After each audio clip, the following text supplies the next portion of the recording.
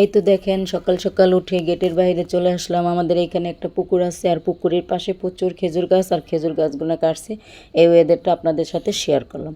আসসালামু আলাইকুম, Kohinoor mini kitchen ব্লকে আপনাদের সবাইকে স্বাগতম। সবাই কেমন আছেন? অবশ্যই আল্লাহর রহমতে ভালো আছেন, আমিও ভালো আছি। এই তো দেখেন একটা নারকেল কিনে আনছি বাজার থেকে, অনেক বড় নারকেলটা আমি এখন কুড়াবো। এই উপরের খোসাটা আগে উঠিয়ে নিব, উঠিয়ে তারপরে খোসাটা সুন্দর করে বটিতে ছাঁচতে হবে। এই যে দেখেন আমি নতুন খেজুরের গুঁড়ো কিনে আনছি। এটাকে কি গুড় বলে আমি জানি না, ছোট ছোট গোল গোল। এই যে নারকেলের ইগুলো এখন উঠিয়ে নিব। ওই যে আমি উঠাচ্ছি বটি দিয়ে সুন্দর করে। এগুলো উঠানোর পর সুন্দর করে আমি ক্লিন করে নিব বটি দা শেষে শেষে উপরে, নইলে কিন্তু কুড়াইলে কোরআনের মধ্যে পড়ে যাবে। এই তো এখন আমি কুড়িয়ে নিব। আর এদিক দিয়ে আমি আগে এই পোলাওর চালটা আমি ভিজিয়ে রাখছি একটা বাটিতে, সেটা আমি কসলায় কসলায় ধোবো, সেই জন্য বড় একটা বাটিতে ঢেলে নিচ্ছি, যেহেতু ছোট বাটি ওটা। আর দিয়ে দিছি একটু পানি সহ একটা পাতিলে। চালটা আমি সিদ্ধ করে নিব, কারণ আমি দুধ অতটা দিব না, আমি 1 কেজি একটু কম দুধ দিব, সেই জন্য আমি একটু হালকা সিদ্ধ করে নিব। আর এদিক দিয়ে চালটা আমি গ্যাসে চাপিয়ে দিয়েছি। এদিক দিয়ে নারকেলটা ফুটা করে নারকেলের পানিটা বের করে নিচ্ছি, আমার ছোট ছেলে খাবে। এখন পানিটা বের করে মগে ঢেলে দিব, সেই জন্য সুবিধা মতো বাটিতে বের করলাম। আর নারকেলটা ভেঙে নিয়েছি, দেখেন অনেক মোটা অনেক বড় একটা নারকেল। এটা আমি এখন কোড়ানি দিয়ে সুন্দর করে এই যে ছেনির মধ্যে কোড়াইয়া নিব। আর এদিক দিয়ে ভাতের চালটাও আমার, পোলাওর চালের পায়েসের চালটাও আমার একদম 80% সিদ্ধ হয়ে গেছে। 70-80%-এর মতন আমি সিদ্ধ করে নিয়েছি পানি দিয়ে, বাকিটা আমি দুধে সিদ্ধ করে নিব। এই তো নারকেলটা কুড়িয়ে নেওয়া হয়ে গেছে। নারকেল অনেকগুলো নারকেল হয়েছে, কুড়াইছি। বলেন এই শীতের মধ্যে নারকেল দেয়া, পোলাওর চাল দেওয়া, খাঁটি গরুর দুধ দেওয়া, ঘি দিয়া পায়েস রান্না করলে কেমন হয়? প্রচুর প্রচুর মজা হয়। গ্রামের রান্নাটা, এটা সবই ফ্রেশ, নারকেলটাও ফ্রেশ, দুধটা একদম গরুর, আমি আগেই জ্বালিয়ে রেখেছি দুপুরবেলা। এই তো হে দুধের মধ্যে জ্বালানো দুধ, তো সেই জন্য আমি এই চালগুলা দিয়ে দিলাম। ভাত রান্না করছি আমি, 70% সিদ্ধ করছি। আর এখন আমি এই যে গুড়গুলা কেটে নিব। এই যে একদম নতুন গুড় আনছি আমি, এই না নর্মাল ফ্রিজে রাখছি, সেই জন্য ভিজা ভিজা হয়েছে।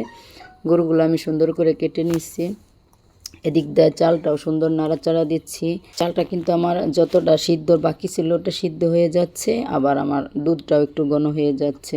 এখন দিয়ে দিব, চালটা পুরোপুরি সিদ্ধ হয়ে গেছে, গুড়টা। আর চাল সিদ্ধ না হলে কিন্তু কেউ কখনো চিনি বা গুড় দিবেন না, কারণ যেতটুকু বাকি থাকে সিদ্ধ হওয়ার, ওই চালটা কিন্তু আর সিদ্ধ হয় না, কেমন হয়ে যায়। এখন আমি আস্তে আস্তে চুলার জালটা কমিয়ে দিচ্ছি। এখন গুড়টা গলা পর্যন্ত অপেক্ষা, গুড়টা গলে যাবে। আর এই গুড়ের মিষ্টি হবে আমার পায়েসটা। এখন অনেকগুলো নারকেল দিব পায়েসের সাথে, কিন্তু ভরপুর নারকেল হলে, সমান সমান নারকেল হলে খেতে কিন্তু প্রচুর প্রচুর মজা হয়, আমার কাছে হয়। এখন বাকিরা কীভাবে খান যার যার মতন খেয়ে নেবেন, যার যার পছন্দ মতো যদি মন চায়। এই তো দেখেন আমার পায়েসটা প্রায় হয়ে গেছে। এখন আমি আরেকটু স্বাদ বাড়ানোর জন্য একটা জিনিস দিব। আমি কিন্তু পায়েসে এলাচি বা দারচিনি তেজপাতা এগুলি দেই নেই, কারণ আমার ঘি দুধের ঘ্রাণ, পোলাওয়ার চালের ঘ্রাণটা চলে যায়, সেই জন্য আমার ভালো লাগে না, আমি দেই নেই। আর আপনারা দিতে পারেন। এখন স্বাদ দ্বিগুণ করার জন্য আমি আরেকটা জিনিস দিব, সেটা হচ্ছে হাতে বানানো ঘি। আমি নিজেই হাতে বানিয়েছি, আর সেই ঘিটা আমি নামানোর আগে দিব। খেতে কিন্তু অতুলনীয় ঘ্রাণ হয়, খুব খুব স্বাদ হয়, যেহেতু খাঁটি গরুর দুধে রান্না, সেই জন্য। আর রান্নাটা কার কার কেমন লাগছে অবশ্যই প্লিজ আমাকে কমেন্টে জানাবেন, লাইক করবেন, কমেন্ট করবেন, বন্ধুদের কাছে শেয়ার করবেন। চ্যানেলটা সাবস্ক্রাইব করে পাশেই থাকবেন, অল নোটিফিকেশনে ক্লিক করে দিবেন, যেমন আমি ছোটোখাটো রান্না আপনাদের কাছে পৌঁছে দিতে পারি। তাহলে দেখেন এই যে আমার পায়েসটা প্রায় রেডি বলতে প্রায় হয়েই গেছে। এখন আমি অত সুন্দর পরিবেশন করতে পারি না, চুলাটা এখন আমি অফ করে দিব, দিয়ে আমি একটা সিম্পলভাবে বাটিতে ঢেলে দেখাচ্ছি। এই তো একটা বাটিতে আমি ঢেলে নিচ্ছি চামিচ দিয়ে অল্প অল্প করে। গরম তো সেই জন্য অল্প অল্প করে, পাতিলটা গরম, তাই আমি অল্প অল্প করে চামিচ দিয়ে এই বাটিতে নিচ্ছি। আর কিছু নারকেল আমি অল্প নারকেল ছোট ছোট পাতলা পাতলা করে কেটে রাখছি, এগুলো দাঁতের নিচে পড়লে আমার কাছে মজা লাগে, সেই জন্য আমি এগুলো উপরে একটু ছিটিয়ে দিয়ে দিলাম, আপনাদের সাথেও শেয়ার করলাম। তাহলে সবাই প্লিজ কমেন্টে বলবেন আমার পায়েসটা কেমন হয়েছে।